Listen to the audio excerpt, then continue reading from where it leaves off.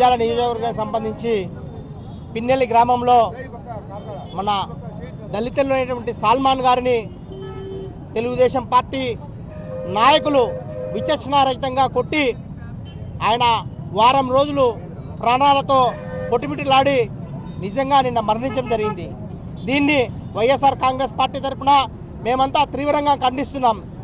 ఈ కూటమి ప్రభుత్వం వచ్చినప్పటి నుంచి కూడా వైఎస్ఆర్ కాంగ్రెస్ పార్టీ కార్యకర్తల మీద, నాయకుల మీద దౌర్జన్యాలు, దాడులు, హత్యాయత్నాలు చేయడం నిజంగా ఈరోజు మనం గమనిస్తే ఇక్కడ జరుగుతున్న రెడ్ బుక్ రాజ్యాంగం ఏదైతే లోకేష్ గారు ఎన్నికల ముందు చెప్పాడో ఆ రెడ్ బుక్ రాజ్యాంగం జరుగుతుంది. మేము వైఎస్ఆర్ కాంగ్రెస్ పార్టీ తరఫున ఈ రెడ్ బుక్ రాజ్యాంగాన్ని నిర్దిష్టంగా మేము ఖండిస్తున్నాం. మనకు కావాల్సింది అంబేద్కర్ రాజ్యాంగం, రెడ్ బుక్ రాజ్యాంగం కాదు. ఎవరైతే నిజంగా అన్యాయం చేసింటారో, ఎవరైతే వైఎస్ఆర్ కాంగ్రెస్ పార్టీ నాయకుల మీద దాడులు చేశారో మా నాయకుడు ఒకటే చెప్పడం జరిగింది, ఖచ్చితంగా రాబో కాలంలో వీళ్ళందరూ కూడా తగిన మూల్యం చెల్లించాల్సిన అవసరం ఉంటుంది. ఎవరైతే అధికారులు దీనికి ఒత్తాసు పలుకుతున్నారో, ఎవరైతే నాయకులు, ఎవరైతే తెలుగుదేశం పార్టీ వాళ్ళందరూ కూడా దాడులకు పాల్పడుతున్నారో రాబో కాలంలో జగన్మోహన్ రెడ్డి గారు ప్రభుత్వం వచ్చిన తర్వాత వీళ్ళు సప్త సముద్రాల పక్కనున్నా కూడా వాళ్ళని తీసుకొచ్చి ఖచ్చితంగా న్యాయం ముందు, చట్టం ముందు నిలబెడతామని చెప్పేసి మా నాయకుడు చెప్పినట్టే చెప్తున్నారు. అది ఖచ్చితంగా చేసి తీరుతాం.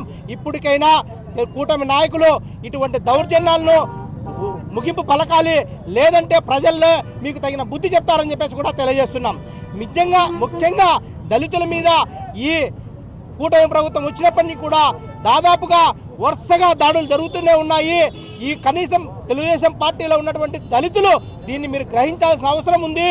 రాబో కాలంలో మీరు దళిత ప్రజలు కూడా మిమ్మల్ని వ్యతిరేకించే టైం దగ్గరికి వచ్చిందని చెప్పేసి కూడా మేము తెలియజేస్తున్నాం.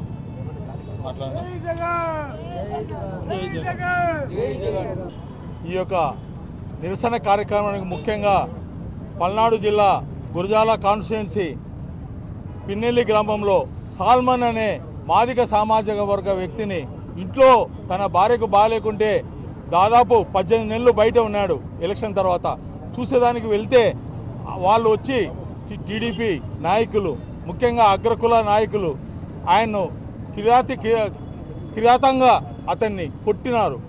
ఆ విధంగా హాస్పిటల్లో 4-5 రోజులు ఉండిన తర్వాత 15వ తేదీ చనిపోయారు. ఆయన యొక్క శవాన్ని దహనం చేసేదానికి కూడా ఆ యొక్క గ్రామం వాళ్ళు అడ్డుపడ్డారు.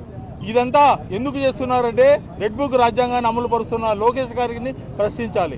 ముఖ్యంగా హోంమంత్రి అనిత గారు సామాజిక వర్గంలో జరుగుతున్న అన్యాయాలను కూడా ఆమె అరికట్టలేకపోతుంది. ఇంకోటి, ఎవరైతే చంపబడ్డాడో అతని మీద కేసు కూడా పెట్టబడడం జరిగింది. ఇది ఎక్కడ అన్యాయం చూడండి, ఆలోచించండి. ఒక్క జగన్మోహన్ రెడ్డి మాత్రమే దళితులకు న్యాయం చేయగలుగుతాడని ప్రగాఢంగా మేము విశ్వసిస్తున్నాము. ఒక జిల్లా అధ్యక్షుడిగా, ఎస్సీసీలుగా నేను ఒకటే చెప్పగలుగుతున్నా, ఈ యొక్క రెడ్ బుక్ రాజ్యాంగాన్ని అంతం చేయాలంటే మళ్ళీ జగన్మోహన్ రెడ్డి గారు వస్తే తప్ప ఇది ఒక తగ్గదని ఖండాపదంగా చెప్తున్నాను. జై జగన్. ఈరోజు అంబేద్కర్ గారి విగ్రహం దగ్గర ఈ దళిత సోదరులమందరము ఎందుకు ఈ రోడ్డు మీదకి రావాల్సి వచ్చిందంటే కేవలం కూటమి ప్రభుత్వం చేసినటువంటి దాడుల వల్ల దళితులు ఆంధ్ర రాష్ట్రంలో ఉండాలా, పారిపోవాలా అనే ఉద్దేశం దళితులకు ఎవరికి అంతుచిక్కడం లేదు. ఈ చంద్రబాబు నాయుడు, పవన్ కళ్యాణ్ ఇద్దరు కలిసి పిన్నెల్లి గ్రామం నందు ఒక దళిత వైఎస్ఆర్ కాంగ్రెస్ పార్టీ సానుభూతి పరుడిని దారుణంగా కొట్టి రాడ్లతో ఎంపర్లాడి కొట్టడము చాలా బాధాకరమైన విషయము. ఇదే కాదు, రాష్ట్ర వ్యాప్తంగా ఎక్కడ చూసినా దళితులపైన దాడులు, దళితుల్ని ఊరు నుంచి బహిష్కరిస్తున్నారు.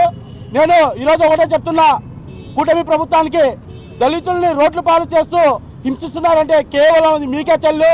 రానున్న రోజుల్లో తప్పకుండా మా వైఎస్ఆర్ కాంగ్రెస్ పార్టీ వస్తుంది.